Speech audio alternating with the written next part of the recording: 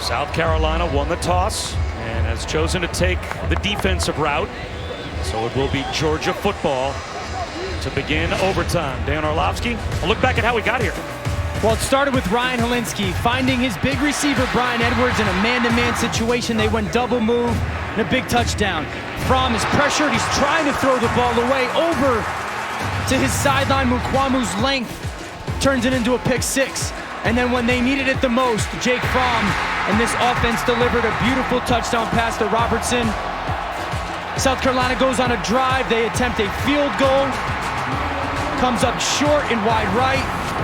And then Georgia had a chance, totally mismanaged the end of the football game, and ends up trying a Hail Mary, I think. Well, you made a great point while we were away about what might have been going through Kirby Smart's mind, considering his coaching history. Yeah, I mean, remember the kick six, Alabama-Auburn, when Alabama goes to attempt that game-winning field goal and it's returned back for the touchdown. Kirby Smart was the defensive coordinator at Alabama. And I wonder if that was in the back of his mind in fear of attempting that kick, coming up short, and it returned.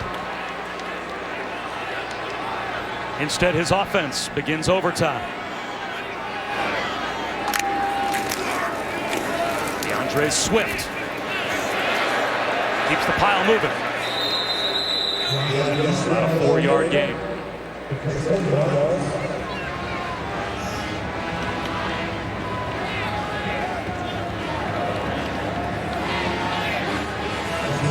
Georgia bringing Swift out and Cook in.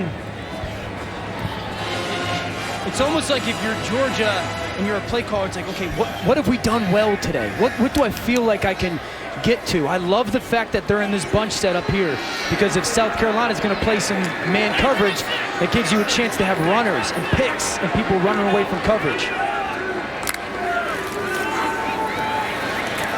Tipped ball, intercepted! It's Mukwamu again!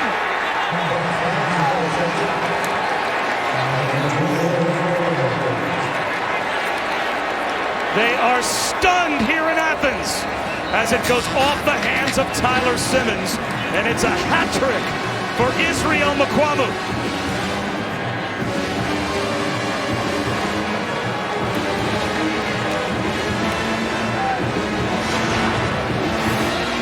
You'll see the throw from Fromm. It's right where it needs to be. Pops off Simmons' hands. And Tipsley depicts, and we've talked about Mukwamu's length. That 6'4" frame comes into play again. The arm length to go secure that ball for the pick, and now South Carolina has a huge opportunity. And they set up Parker White to try and win the game. Dowdle. Inside the 25, just inside the 22-yard line. If I'm South Carolina, as we see Ryan Helinski, who's such an important part of this football team, if I'm South Carolina, the ball's not going in the air. It is going to be 3 runs. I'm never going to put the ball at risk, and we're going to attempt a field goal. Dowdle. Inside the 20, down to about the 17-yard line, couple of yards shy of a first down.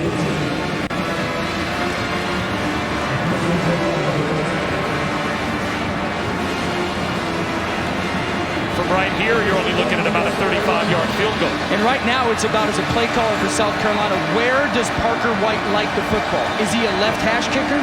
Is he a middle of the field kicker or right hash kicker? So that's the only thing that matters on this play call, is keeping the football where your kicker likes it. Your players need to know it. You need to know it as a play caller. And they're going to try and put it in between the hash marks. Dowdle comes up a yard short.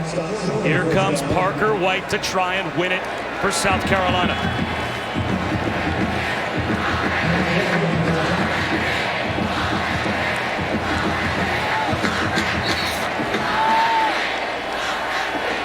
Will a timeout be called by Georgia to try and ice him? Kirby Smart heading down next to the officials.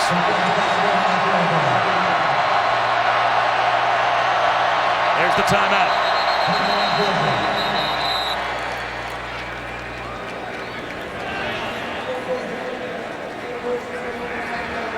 South Carolina, Will Muschamp, they knew they had to take the ball away today to have a chance. Well, they have done that, and it's mostly been this guy.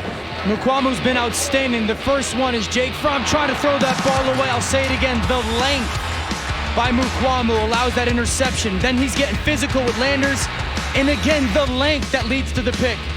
And this one's kind of gifted to him. Right off Simmons' hands, he's in the right place at the right time. The football found Israel Mukwamu today. Turnovers had held this team back.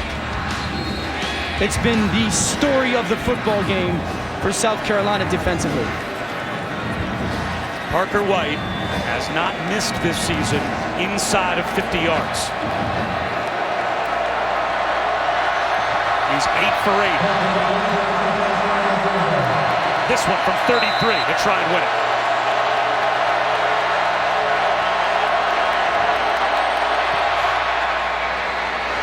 Right over the upright and no good!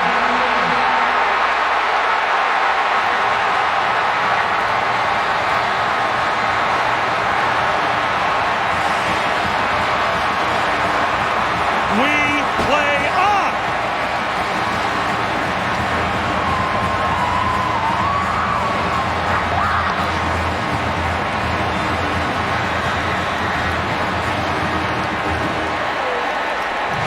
What could possibly happen next? We'll find out when we come back. Parker White's first miss from under 50 yards this season. A crushing blow for Ryan Holinsky and the Gamecocks.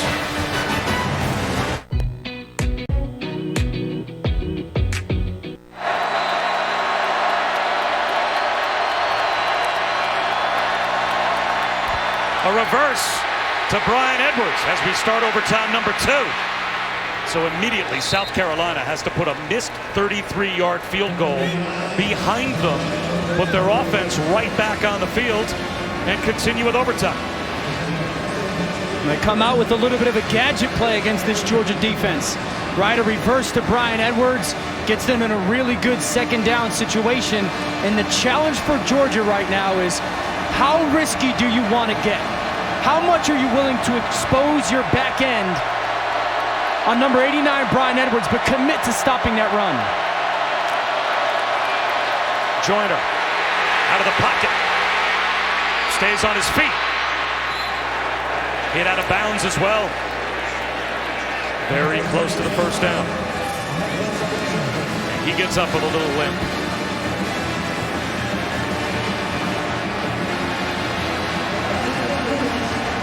We've had some of these in the second half. And I've talked to you, Bob, about I don't like their play call. This ball should not go in the air. You're a football team that is committed to running the football. I'm going to get double pullers. I'm going to pin with my tight ends. And I'm going to give Dakereon Jordan the option to give it or keep it. Timeout called by Will Muschamp.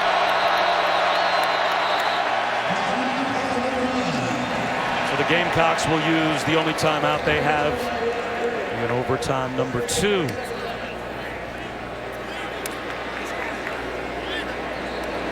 And there's a very good chance Parker White's going to find himself right back out there. Now, instead of a game-winning kick, just needing a kick to try and put his team on top. You have to have amnesia across the board in college football overtime because it just changes so quickly. Let's go back to Matt.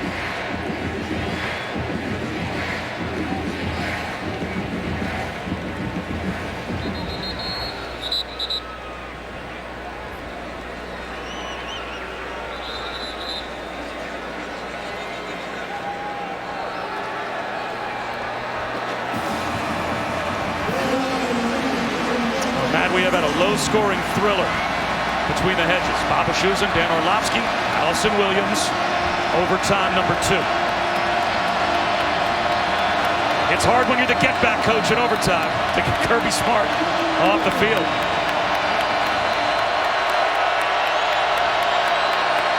The ball's going to get right there. Look at all that weight that South Carolina's got up on the line of scrimmage.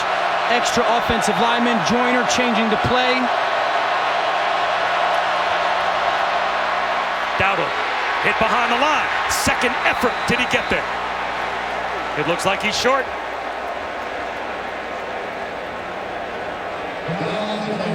Now here's a snap decision you have to make if you're Will Muschamp. Your kicker just missed. It's 4th down and a foot. Would you go for it?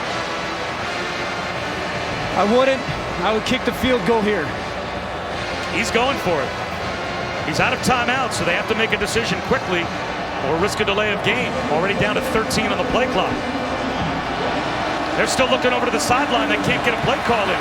7 to go. They have to get lined up. Take the delay and kick the field goal. Oh, they're going to get bailed out. Kirby Smart called a timeout on defense. Very interesting. And now they will have a chance to go over and talk things over. And I don't think South Carolina was ever going to run a play. I think they were just going to get up there, try to draw Georgia off sides, and be willing to take the 5-yard penalty and kick the field goal.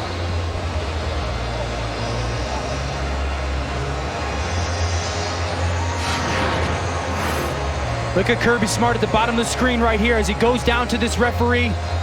Just as South Carolina gets set, that timeout came from Coach Smart. And listen, if you don't feel good about it defensively, you use the timeout and you make sure your team is right in that situation. I just don't think South Carolina was ever going to call one. Well, is it a hard count again? Because they're leaving their offense on the field. Parker White's still over on the sideline. Yeah, I mean, I'm not doing a hard count here, no. If I'm putting my offense out on the field, it's because I want to go get a first down. I'm not going to get tricky here and hurt myself. I've got 6, 7 big bodies on the field. I've talked about the pin and pull. You just tried to run at Georgia and it didn't work. Utilize Dakarian Joyner's athleticism. They'll give it to Dowdle. He's got the first down, spins inside the 10. Down to about the 8-yard line, 1st and goal. And they went to the pin and pull, the right side of the offensive line. Collapsed Georgia's, they pulled the 2 guys around, created a huge hole, and Dowdle followed it. I guess Will Muschamp feels I gave my kicker one chance. I'm going to trust my offense now.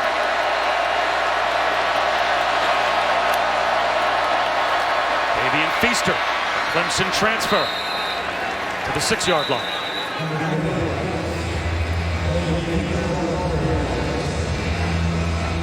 Just telling you, if South Carolina wants to, you can run a very similar formation, a very similar play, and Joyner is going to be a better athlete with more speed than the guy that is playing in between handoff and quarterback responsibilities. It's there if South Carolina sees it and wants it.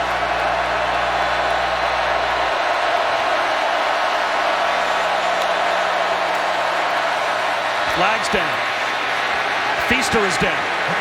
Shy of the 6-yard line. Brought down by J.R. Reed. And that flag thrown at the line of scrimmage right at the snap. Offside. Defense number 76. Half the distance to the goal. Repeat the down. 2nd down.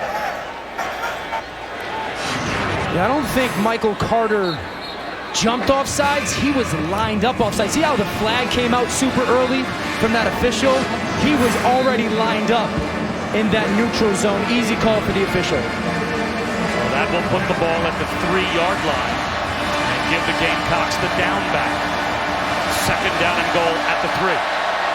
One-on-one up here with your big-time SEC receiver. They run the option. Dowdle turns the corner. Can't get to the pylon. Azeez Ojulari drove him out. It'll be 3rd down and goal. They'll mark it at the 2.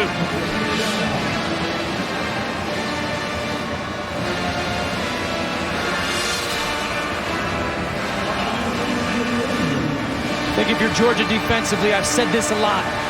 I'm not giving Bryan Edwards a chance to catch this football one-on-one. I'm going to give him some help.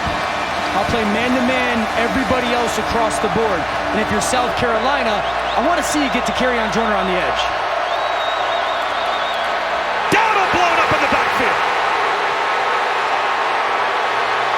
Tyler Clark rifles through. And now they have no choice but to try the field goal.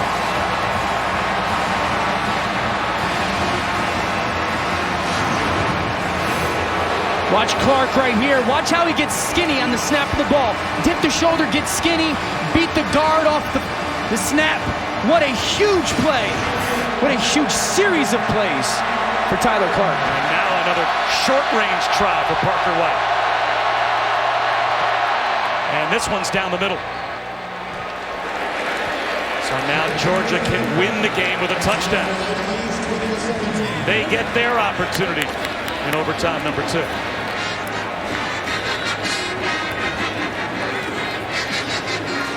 It's hard to get skinny for 3 Bills. He just found a way. Watch him just get skinny. 300-pound senior, beat the guard off the snap. And he almost takes the handoff. He was the guy who made the stop on the 3rd down before South Carolina went for it on 4th down. You know what that tells me? He knew the snap. He's like, okay, I know the snap. I've got their cadence, whatever their rhythm is, and I can time this. And sometimes you got to bet on yourself, right? Tape study, your experience, bet on yourself, and that told me Tyler Clark knew it. All right, Jake Fromm. It's right there for Georgia. A touchdown wins it. DeAndre Swift hit at the line again by T.J. Brunson. The first player that Will Muschamp signed when he got the job at South Carolina makes another play for him. Yeah, Brunson's speed actually allows him to make that play. He kind of backdoor Trey Hill. He saw front side, okay, my defensive line's got it. I can kind of use my athleticism, anticipate the cutback by Swift, and he's right there for the tackle. I like the stack split out of Georgia at the bottom of the screen. Bootleg for Fromm. Middle screen, bobbled, and it falls incomplete. Charlie Warner had it, and if that one stays in the air, South Carolina could have won the game with a takeaway. Now it's 3rd down and 10.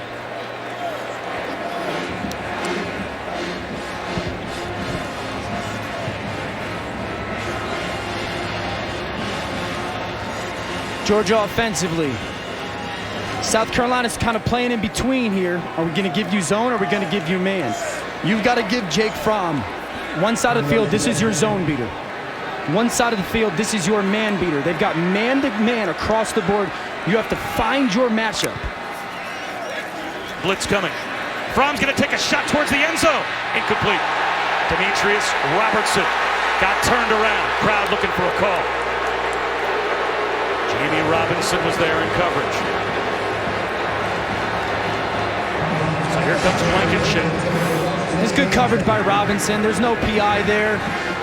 You'd like a little bit firmer ball by Jake Fromm, but if Robertson just adjusted a little bit better, that's a touchdown on the front pylon. So now Rodrigo Blankenship from 42 to try and extend the game.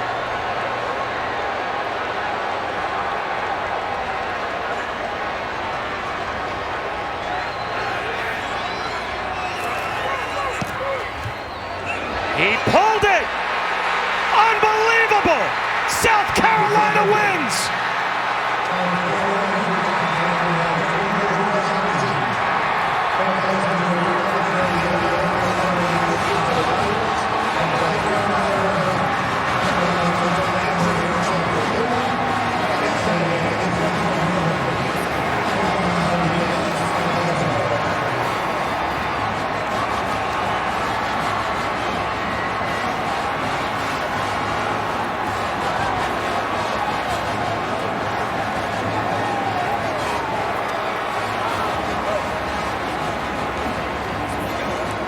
An historic win for South Carolina. Their first against a top 5 team, as you can see, in quite a while.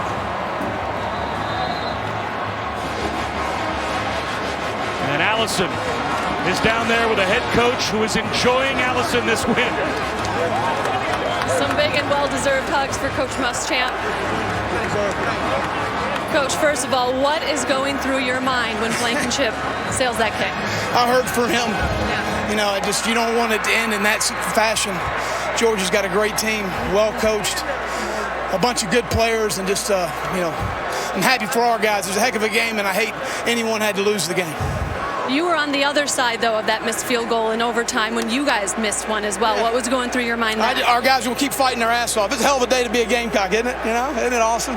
What was required of your team to come on the road without your starting quarterback for much of the second half and win that? We lose Jake in the early season. We lose Ryan. The carry on is halfway practicing because of the hamstring. It says a lot about the culture of our program, the leadership of our program, the type players we have in our program, and the future of our program. What does it mean to you and to this program to get this top 5? It don't mean a damn thing to me. I'm happy for our kids. Thanks, Will. It means something to him. How about the end of this one, Dan? This is a team that came in here with a mission, right? And they wanted to get physical with Georgia. They wanted to play their style, put the game on their terms. Ryan Holinsky battled and played so well early on, but they did it shorthanded. And it's a little bit emblematic of their coach, right? Tough, confident, not scared, won't back down. And they came in to Sanford Stadium, and today we're the better football team. Heartbreak for the Dogs, a celebration for the Gamecocks. And maybe the most unlikely finish that we could have imagined, and it's Rodrigo Blankenship, who has been Mr. Icewater in his Georgia career, missing one from well inside what is normally his comfortable range. But we can both agree, and hopefully everyone watching at home, South Carolina deserved to win the football game, right? They gave, in many ways, Georgia chances, and they never capitalized on them. And the team that played better, and I would argue played harder and did the little things better, won the football game today. Isn't that the coach that said it doesn't mean much to him, just means a lot to his kids? I think it means plenty to him, and there's the hero, Israel Makwamu. 3 interceptions, including a pick 6. And South Carolina heads home a winner. For Allison Williams and Dan Orlovsky, I'm Bob Bashut.